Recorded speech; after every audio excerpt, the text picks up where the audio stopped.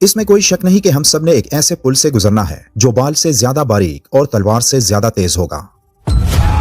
یہ وہ پل ہے جس پر 7 مختلف مقامات آئیں گے، جن مقامات پر 7 مختلف سوال کیے جائیں گے اور ہر سوال کے جواب میں دوسرے سٹاپ یا اسٹیشن کا راستہ کھل جائے گا، یہاں تک کہ ان تمام 7 اسٹیشن سے ایک انسان گزر کر ایک ایسے مقام پر پہنچے گا جس مقام کے حصول کے لیے اسے دنیا میں بھیجا گیا تھا۔ وہ مقام جنت ہوگا، لیکن وہ مقام ان لوگوں کے لیے ہوگا جو ان 7 اسٹیشنز پر ان 7 سوالوں کے صحیح جواب دیں گے، اور جو ان سوالوں کے جوابات دینے میں ناکام ہو گیا تو اسے اس پل سے نیچے گرا دیا جائے گا جہاں جہنم کی آگ اس کی منتظر ہوگی۔ وہ 7 اسٹیشنز کون سے ہوں گے اور وہ 7 سوالات کون سے ہوں گے، اور سب سے اہم بات کہ کیا آپ ان سوالوں کے جوابات جاننے کے لیے تیار ہیں؟ عربی میں صراط راستے کو کہتے ہیں، یعنی پل صراط وہ پل یا وہ راستہ ہے جو دوزخ کی پیٹھ پر سے گزرتا ہے اور جو بال سے زیادہ باریک اور آگ سے زیادہ گرم اور تلوار سے زیادہ تیز ہے۔ قیامت کے دن تمام مخلوق کو اس پل سے گزارا جائے گا۔ جو اہل جنت ہوں گے وہ اپنے ایمان و عمل کے مطابق آسانی یا پریشانی کے ساتھ پل پر سے گزر کر جنت میں چلے جائیں گے، اور جو اہل دوزخ ہوں گے وہ اس پر سے گر کر دوزخ میں جا پڑیں گے۔ ایمان والوں کے لیے بال سے باریک وہ پل ایک خوبصورت وادی میں تبدیل ہو جائے گا جہاں وہ بغیر کسی پریشانی کے گزر کر جنت کے دروازے تک پہنچ جائیں گے۔ اہل ایمان کو ان کے عمل کے مطابق نور عطا کیا جائے گا جس کی روشنی میں وہ اس پل کے راستے کو طے کریں گے۔ ان میں سے بعض سوار ہو کر اور دوڑنے کے برابر ہو جائیں گے، بعض گھٹنوں کے بل اور بعض سرین کے بل رینگتے ہوئے جائیں گے۔ نبی اکرم صلی اللہ علیہ وآلہ وسلم نے فرمایا، میں نے ایک رات عجیب معاملات دیکھے، ان میں سے ایک یہ بھی تھا کہ میں نے اپنے ایک امتی کو دیکھا جو پل صراط پر کبھی گھسٹ کر چل رہا تھا اور کبھی گھٹنوں کے بل چل رہا تھا۔ اتنے میں وہ درود شریف آیا جو اس نے مجھ پر بھیجا تھا، اس نے اسے کڑا کر دیا یہاں تک کہ اس نے پل صراط کو پار کر لیا۔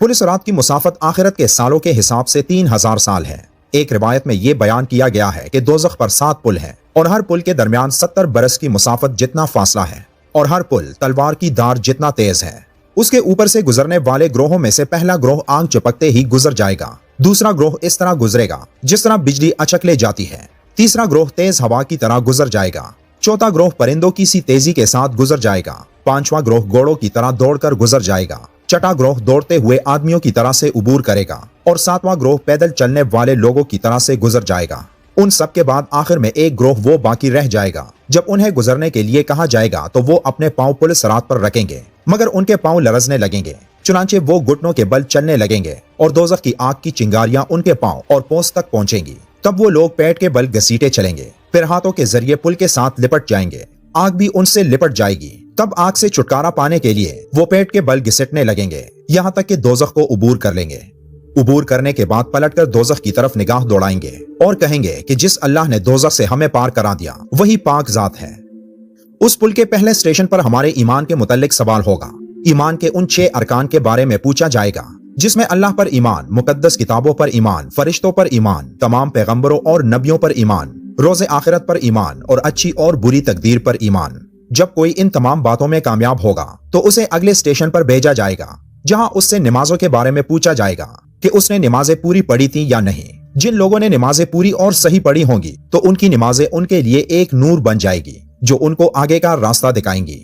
پھر تیسرے اسٹیشن پر زکوٰۃ کے بارے میں پوچھا جائے گا۔ جو لوگ زکوٰۃ کی ادائیگی وقت پر کرتے تھے وہ اس اسٹیشن سے اگلے اسٹیشن تک ایک ٹھنڈی ہوا کے جھونکے کی طرح پہنچ جائیں گے، جہاں چوتھے اسٹیشن پر ان سے رمضان المبارک کے روزوں کے متعلق سوال پوچھا جائے گا، جہاں روزے اور قرآن کی تلاوت ایک انسان کی مدد کو آگے آئیں گے۔ اور ایک روایت کے مطابق آپ صلی اللہ علیہ وآلہ وسلم نے فرمایا کہ اس وقت روزہ کہے گا کہ اے اللہ، میری وجہ سے یہ انسان تمام دن بھوکا پیاسا رہا اور خود کو نفسانی خواہشات سے روکے رکھا، اسے بخش دے۔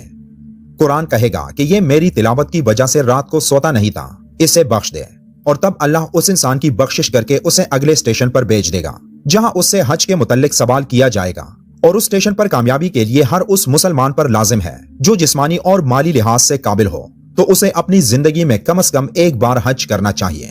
یہاں سے بھی کامیابی پر وہ انسان چھٹے اسٹیشن پر پہنچے گا جہاں اس سے وضو اور غسل کے متعلق سوال ہوگا، جس کے ذریعے ایک انسان پاک صاف ہو کر اللہ کی عبادت کے لیے تیار ہوتا ہے۔ اس لیے ضروری ہے کہ کم عمری میں ہی بچوں کو وضو اور غسل کے بارے میں آگاہی دی جائے تاکہ وہ قیامت کے دن پل صراط کے اس چھٹے اسٹیشن پر کامیاب ہو کر 7ویں اور آخری اسٹیشن پر پہنچ سکے جہاں اس سے لوگوں کے حقوق کے بارے میں سوال ہوگا۔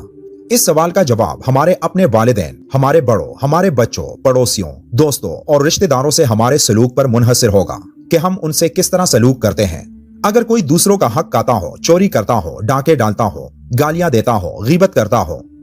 تو ان لوگوں کے لیے یہ آخری مرحلہ انتہائی سخت ہوگا اور وہ اسے پار نہیں کر پائیں گے۔ لیکن جو لوگ اس آخری سوال کا بھی صحیح جواب دیں گے تو وہ اس مقام پر پہنچ جائیں گے جہاں حضرت محمد صلی اللہ علیہ وآلہ وسلم ان کے سامنے ان کے انتظار میں موجود ہوں گے اور ان کو خوشامدید کہیں گے،